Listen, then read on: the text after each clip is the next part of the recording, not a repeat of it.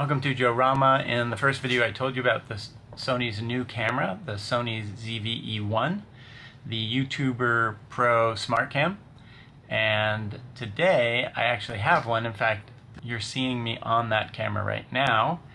So I'm filming with it, and instead of showing you the camera, I'm going to demonstrate some of the features I was telling you about. One of the main features I was focusing on was bokeh, or background defocus, and in computational photography the iPhone does this by just fuzzing the background, or if you use zoom and you choose the background defocus feature, it'll actually blur your entire background for privacy, or really to put the attention on you, which is a great feature. But it's a very heavy-handed feature, at least the way it's implemented so far, when compared to a natural lens and sensor. Now, the sensor in the ZV E1 is the most economical way to get a state-of-the-art 35mm low-light, purpose-built sensor, which is fantastic for video and fantastic for low light. And it's also fantastic for bokeh because it's a full-frame sensor, and that's pretty much the standard for Pro YouTube. So what does that mean? If you look at the background, when I get close to the camera, the background's really fuzzy, and when I'm a little further from the camera, the background is soft, so you can't really read the titles of the books. And another good example of that is when you're doing product demonstrations. So for example, right now I'm recording on several different cameras and with several different microphones. And probably my favorite specialty microphone is this Tula. It is a little bit fiddly. You can see all the buttons on the sides, but it just seems to work and it has a really nice sound. I was really excited about this. And by the way, when I show you these products, look at how my face is blurred out and the background is soft, and look at how the camera is very smartly doing the feature's called Product Showcase. It's focusing on the product. As soon as my product leaves the picture, it focuses on my face. So Product Showcase, face focus. It keeps the product in focus. Well, my hands are in focus now. And then it drops everything else back in defocus mode. And that's what happens when you record with this camera. This mic is the Sony, which is actually a 3-capsule mic, so it's very sophisticated if you just need a one body does it all. I have the mic forward focused, so it should be filtering out background noise. I don't know, you be the judge. I told you there's this thing called auto framing by Sony. I like to think of it as follow framing. Right now it's cutting off my head, which is unfortunate. There we go. But the really cool thing about this is you can be slightly dynamic in your chair.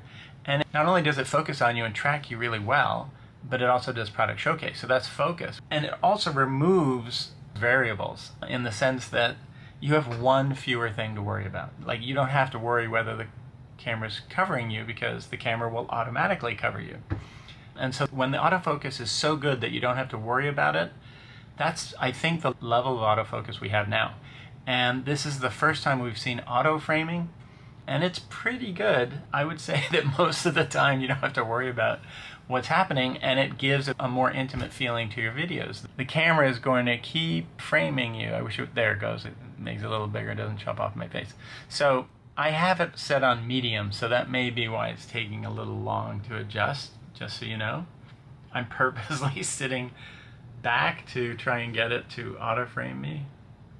There we go. So I'm not sure exactly how well it works in the first generation. This is the first generation, but it works pretty well. And if you're demonstrating a product and you're standing up and you're walking around and you have a whiteboard behind you, rather than having to capture the whole whiteboard and you just being tiny, this thing can actually zoom in on you. But the camera is doing crazy stuff.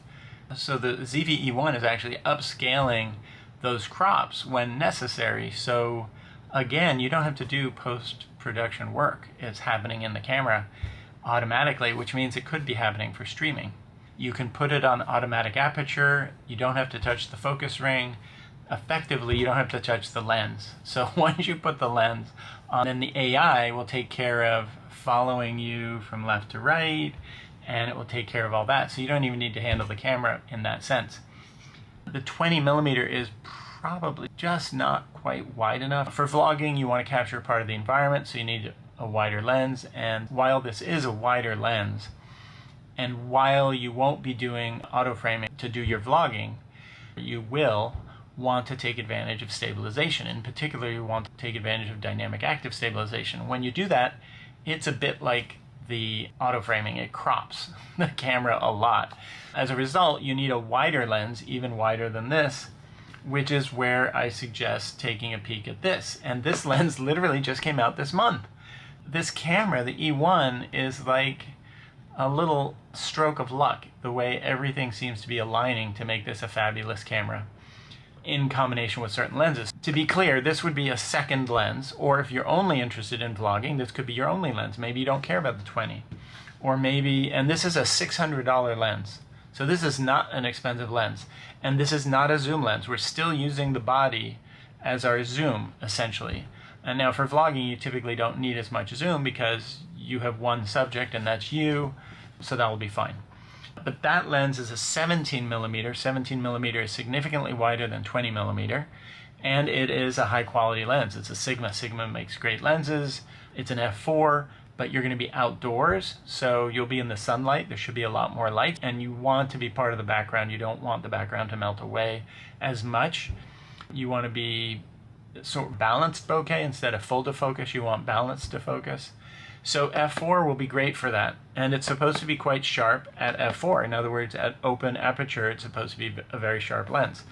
So this is another powerhouse lens. Oh, one other thing. This is a full frame lens. This is not an APS-C lens. A lot of people are pushing APS-C lenses.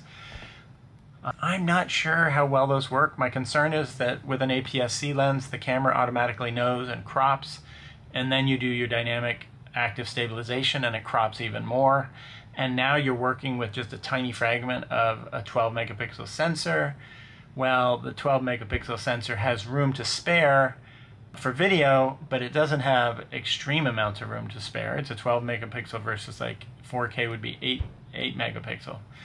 So I'm not a big fan of using one of the APS-C lenses for that, but I'm also not sure exactly how that's working, but I think it's cropping on top of cropping, extreme cropping plus extreme cropping. It's neat that the camera takes care of you, but your resolution is going to be compromised, even with all the upscaling. Even with the best magic the camera has, your resolution is going to be compromised. This lens is brand new. This is from Sigma. Sigma makes some excellent, superb lenses. This has a modern autofocus motor, so it should be quiet or silent. I will cover this lens in a future video. And this should be an excellent combination if you're into vlogging. So if you're into walking around with your camera and doing a talking head in the environment, and that's your thing, or you want to emulate somebody who's done that, or you want to experiment with it, or you think that'd be exciting, or you want to take environmental videos, then with your talking head, then I think this will be a great lens for that. And that turns this camera, the ZV E1, into the full vlogging camera. Gen Z plus V is vlogging. So with that lens, this becomes a full vlogging camera. With this lens, it does all the incredible YouTube stuff. So I think that's great for a second lens. And then there's one drawback that I mentioned that I have not experienced, which is the overheating. Now, everybody on the internets that I read said, turn on the high tolerance for overheating. So that's what I did. So instead of letting it complain about overheating, I turned up the high tolerance. So that's the first thing. So far I haven't even seen it complain. And then the second thing is I have a little USB fan. Here, I'll show you just a second. So I have a little fan, product showcase right here. And actually I should mention it's a USB fan. There we go. So you can see exactly how this thing works. Now I have it angled just so it, when I put it into the USB of my power outlet, which is a nice little base for a fan, it aims directly at the back of my Sony ZV E1. So this little fan called the Arctic, I got on Amazon. Unfortunately, I'm trying to get it to see if it product showcases. Oh, see, it's not follow, it's not auto framing. It's doing product showcase for focus.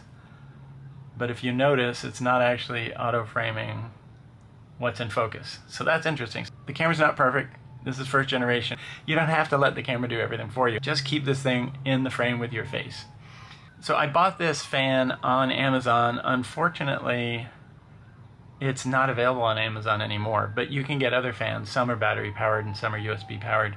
A little fan like this, throwing air, let me put this guy back, blowing air onto the back of the camera apparently keeps it cool. I can actually feel the back, and it's warm. It's a little warmer than warm. It's not hot, but you can tell it's generating heat. But the camera will stay cool. It's cool enough to make the camera happy, and that's all you want. So suddenly, this camera is capable in a friendly environment of taking care of business at a very low entry price. It's not incredibly low, but for this sensor, it's incredibly low of $2,200.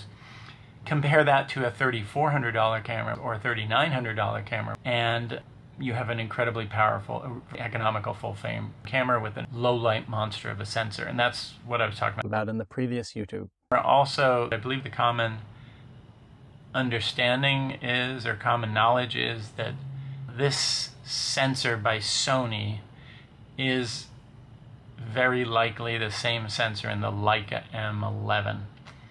And the reason I mentioned that is the Leica M11 is an nearly $9,000 camera, and the M11 monochrome is a $9,200 camera. So when I say you're getting a really powerful sensor, you really are. And what Leica does to their sensors is different and special. So it's not like we're getting a $9,200 sensor, but I'm just saying the sensor is state of the art. This is a heavy duty industrial strength, fantastic low light sensor, and it's really exciting. So I think that just about covers what I covered in the first video. The overheating, if you have control over your environment, is a non-issue. Just a little bit of fan goes a long way. That means this camera can be used for streaming. That's one thing. Second of all, I'd like to mention it's not a fantastic camera for photography, but it's a very economical camera for low light photography. So these are the things I wanted to mention. This camera is fantastic for low light, which means if you have children growing up around you, or you have grandkids growing up around you, want the ideal camera, this is essentially it. And then for vlogging, we have the 17mm. This solves the problem of vlogging for this camera, which is amazing. And then as far as the overheating, which was a concern, it remains a concern, but is manageable. In fact, I still haven't tripped across it, and with my little fan, I'm hoping I don't. If you can control your environment, then this camera hits it out of the park. It hits way above its weight class, way above its cost. So the one other thing I'll add is that I'll be covering more about this camera later. I'll be covering some of the features. I basically am learning video with this camera. This is the first time I've done any serious video. The settings that I've changed are the heat setting to make the ZV E1 body as tolerant of heat as possible. I've also turned the auto framing on. I've set it to medium, which means, let's see if I can get it to do some auto framing. There you go. Medium, so it's not so jumpy, but it still follows me around, which I like. And that seems pretty reasonable. There you go. I really like that zoom out. That auto framing was perfect. Today, I just wanted to tell you, once you put this lens on the camera and you put this aperture to automatic, which is A, that means the camera will take care of the aperture for you. You don't need to use the focus ring because the camera will do the focusing for you. You don't need to touch the lens. This is becoming basically an automatic camera for you. And that's our goal, is to eliminate choices and increase automation so that you have as few variables for your recordings, for your YouTube as possible. So with that, I look forward to seeing you the next time, and hopefully you can follow me as I figure out how to get this camera to work as a YouTuber pro, a SmartCam, and leverage those smart features to make a YouTube channel as lively and engaging as possible. Thanks. See you next time.